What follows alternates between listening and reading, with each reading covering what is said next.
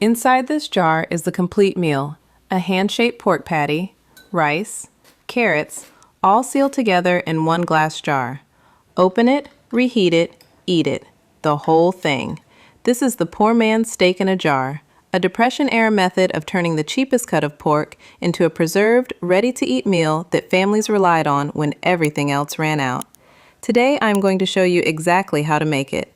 It is the 1940s. Meat is expensive. Waste is not an option.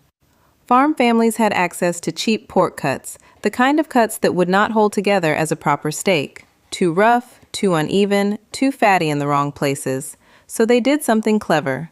Finely chopped the pork by hand, mix it with onion and bread to bind it and stretch it, shape it into patties, fried it hard to form a crust, then sealed it in a glass jar with rice and carrots and processed the whole thing in boiling water. The result was a meal in a jar. Protein, carbohydrate, and vegetables all in one container, sealed, ready to reheat, nothing wasted. That engineering mentality is what this channel is built on. Let me walk you through every step. Here is everything needed for 2 jars: 500 to 600 grams of pork, finely chopped by hand, 3 onions, finely chopped, 3 slices of bread, soft interior only, 2 tablespoons of salt, 1 tablespoon of optional seasoning, 2 to 3 tablespoons of flour for shaping, 4 to 6 tablespoons of brown rice, rinsed and uncooked, 1 to 2 carrots, roughly chopped, water, and optionally 1 teaspoon of vinegar per jar. 2 jars, 2 complete meals.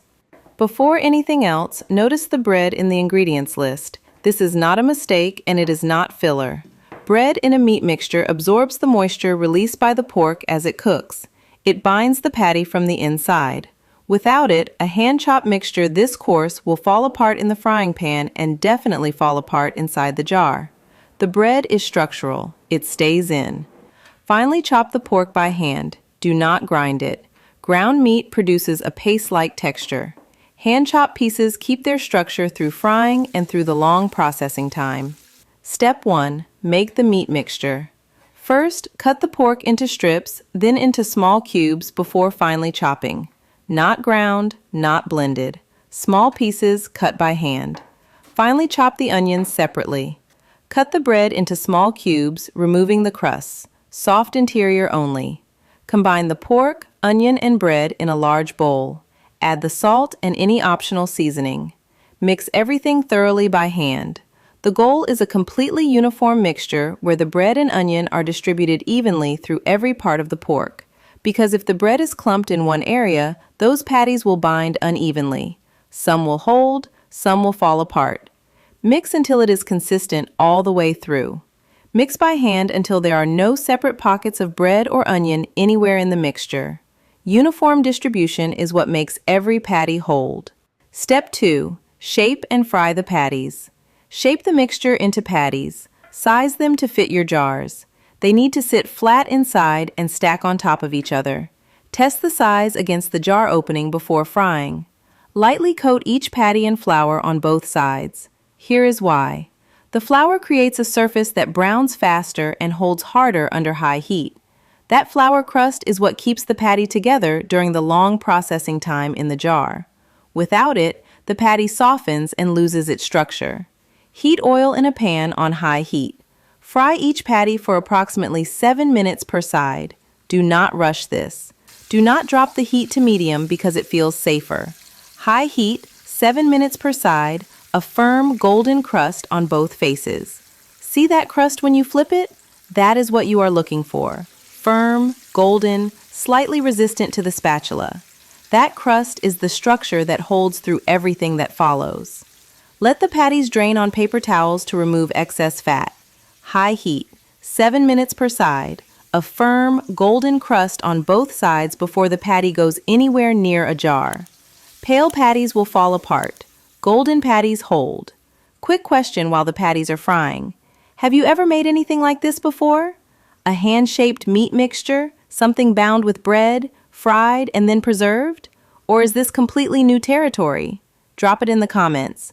I am always curious what level people are starting from. Step 3. Layer the jars. This is the critical layering stage. The order matters. Start with 1 patty at the bottom of the jar. Add 1 tablespoon of rinsed, uncooked rice on top of the patty.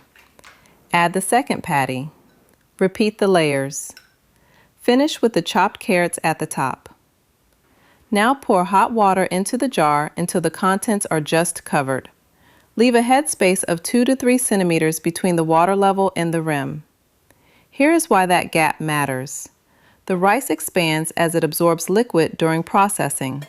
The headspace gives it room. No headspace means pressure builds inside the jar as the rice swells. That pressure can crack the glass or compromise the seal.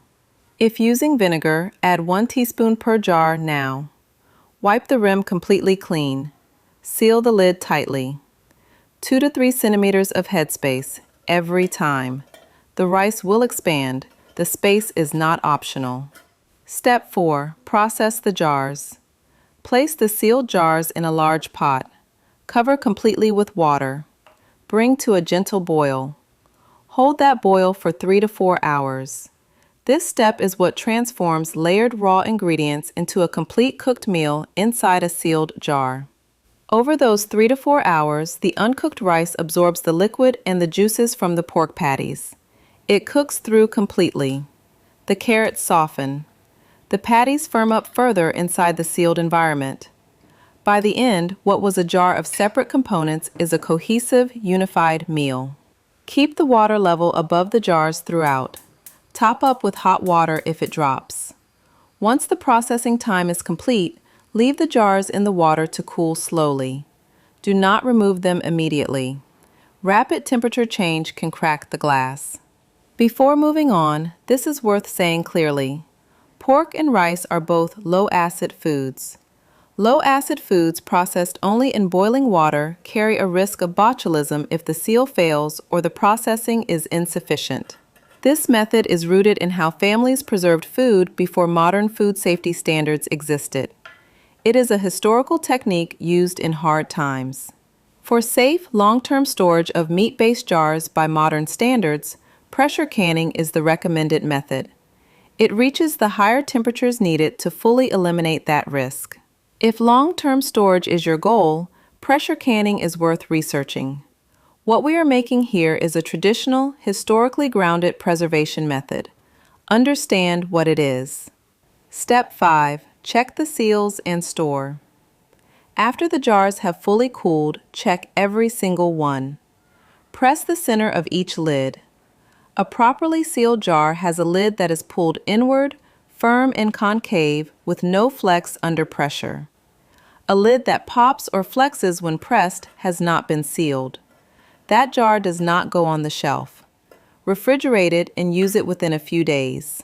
Store properly sealed jars in a cool, dark, dry place. Label every jar with the date it was processed. Only store jars with a confirmed vacuum seal.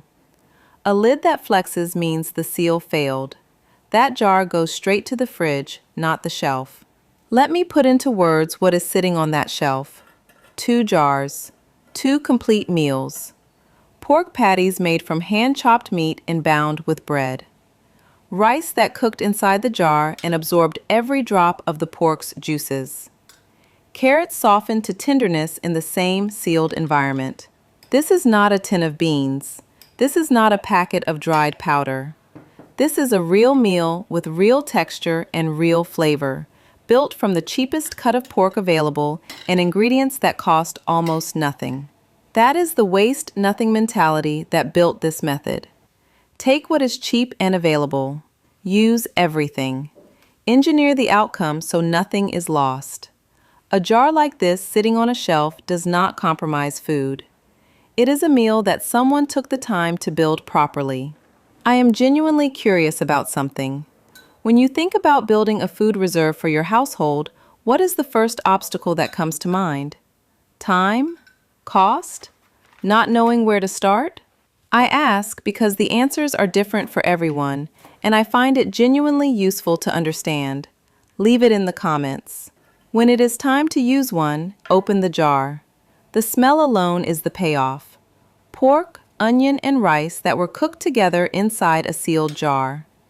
Tip the contents into a pan and reheat gently over medium heat. Add a splash of water if needed to loosen things up. Stir and let it heat through completely. What comes out of the pan is a pork patty sitting in rice that is loaded with the fat and juices from the meat. The carrot is tender. The whole thing has a cohesion that you do not get from separately cooked components. It was cooked as one thing. It eats as one thing. Serve it as it is. That is a full meal from something built in one afternoon and stored on a shelf. The families who made jars like these in the 1930s were not thinking about food engineering or survival skills. They were thinking about the week ahead, about not wasting the pork they had, about making something that would feed the household when money ran out. What strikes me about this recipe every time is how much thinking went into something that looks so simple. The bread that binds from the inside, the flour that holds the crust under heat, the raw rice that cooks in the jar and absorbs everything around it. That is not an accident. That is generations of people figuring out how to make cheap food last and taste like it was worth eating. If you want to keep learning techniques like this, make sure to subscribe.